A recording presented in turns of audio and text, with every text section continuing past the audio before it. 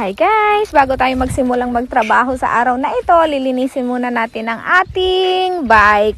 Dahil sunny today, so para maiwasan natin yung mga masyadong maraming tuyong lupa na nakadikit sa ating bike, para ma-prevent natin ito sa wear and tear. Although meron pa rin naman yan, maprotektahan man lang natin siya, ay linisin muna natin siya ng tubig.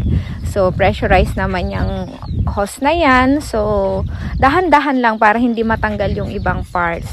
So kailangan guys, inaalagaan natin ang ating mga gamit sa farm dahil ito ay may mga halaga at ito ay mga investment na dagdag sa farm.